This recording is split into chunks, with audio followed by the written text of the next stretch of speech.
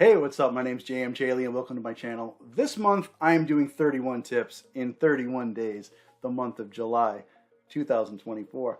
This is tip number 4, and this is geared towards self-published authors because I'm talking about cover art. Now, if you're traditionally published, if you're looking to become a traditionally published author, your publisher is going to handle your cover art for you. You don't have to go out and find your own cover artist and pay them and go through all the stuff with the templates and the blah, blah, blah, and all that yourself. Self-published authors, it's on you. You got to do it. So the tip is this: hire a professional artist. And I'm not the only one out there saying this, stressing this. Definitely do this. Now, I'm gonna put up a couple of examples. Here's the cover for The Wicked Wound of Whitney Hill. It's a short story. I love it. I'm very proud of it. It takes place in the universe of The Unlife of Lisa Cooper. And it is a standalone short story. But the reason I'm showing this to you is because this is a photograph that I took in the actual Whitney Hill woods in Watertown, Massachusetts. And I went into Photoshop and I made it more green, and I kind of played with the colors and all this kind of stuff, and I created the text, The Wicked Wound of Whitney Hill. But this is something that I did myself. And I thought, look, this is a short story. I didn't want to spend hundreds of dollars on a professional artist. And, you know, maybe I should have. At least someone to do the lettering. I mean, I kind of like the photograph. It came out okay. But here's The Unlife of Lisa Cooper, where I hired a professional artist. The formatting is done really well. You have nice digital art. This is original art, by the way. This is not AI. We'll get to AI in a moment.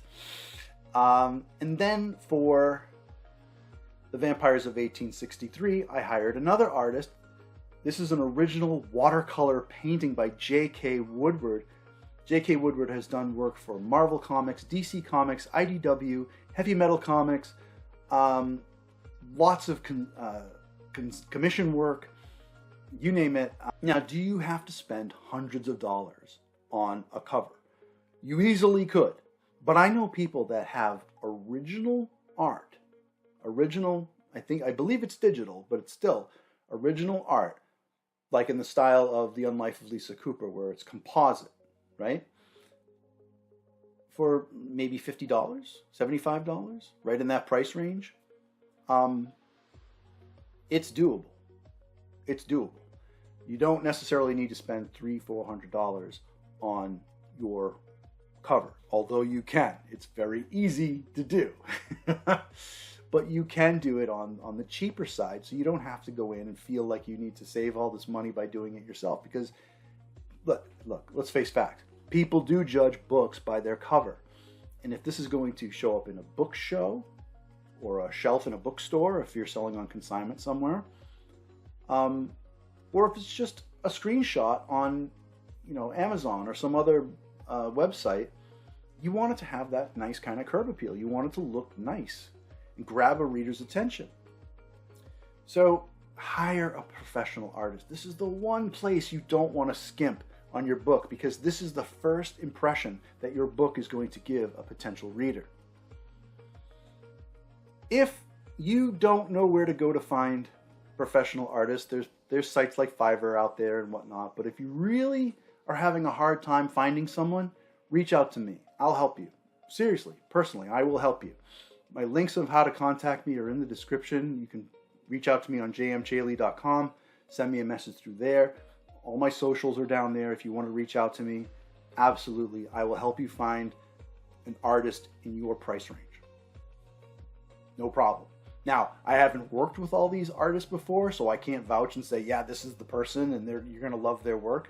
I've only worked with a handful of artists myself, but I can find you an artist in your price range, and then it's up to you to decide if they're the right fit for you. Check out their portfolio. See if they've got something that they can give you a sample on or whatever.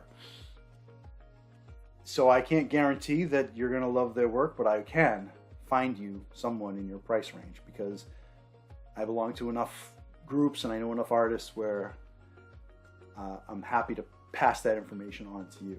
Now, how else could you do art really cheap? Free, even. Well, if you're not going to do it yourself, why not AI? Okay, so let's talk a little bit about AI, artificial intelligence.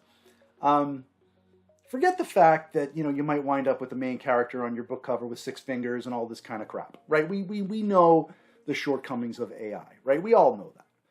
But what if they're doing something abstract and those kind of parameters aren't really all that big of a deal to you, right? Those things aren't a deal breaker to you because you're not doing that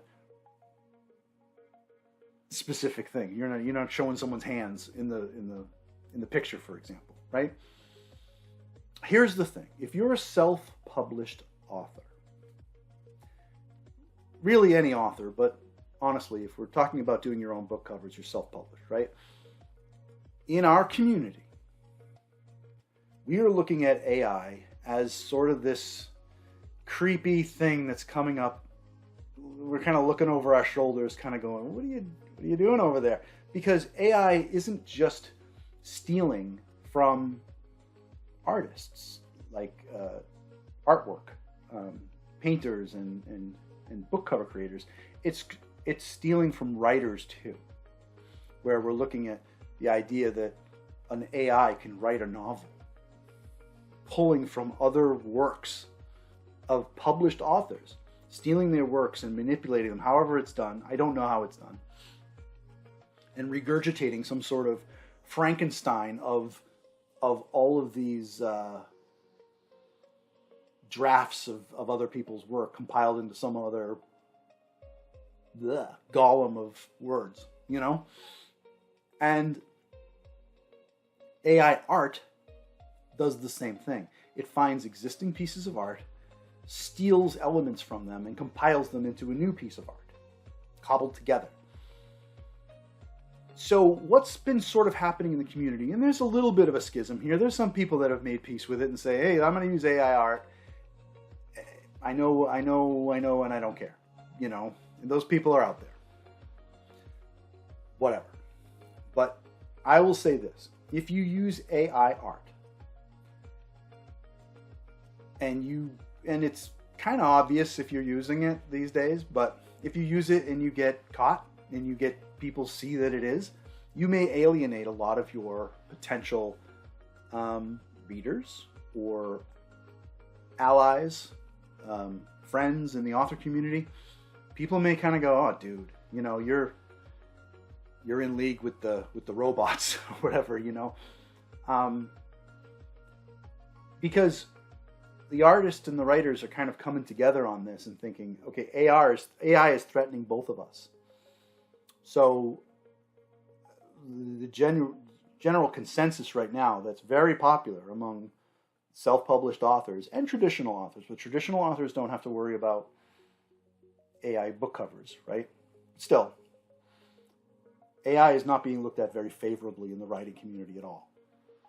So if we see it encroaching on art for book covers and things like that, we're going to say no to that too, because we understand the threat. We understand the encroachment. We understand that it's theft. So AI, yes, free, use at your own peril. I would advise against it. Again, if you're looking for an artist and money's tight, reach out to me. I'm happy to help. But don't skimp on your professional art. You want your book cover to look fantastic. You want it to grab someone's attention, especially if you're at a book show or if your book is sitting on a bookstore, someplace physical where they can go, oh, cool, pick it up. Oh, you want them to pick it up, right? And then you flip through it. Maybe read a couple of pages, and hopefully you can grab them, right? But that book cover's got to draw them in. So don't skimp on that, All right. All right, that about wraps it up. If you like this video, please smush that like button. And as always, please subscribe. I'm posting every day in the month of July. So, I'll see you tomorrow.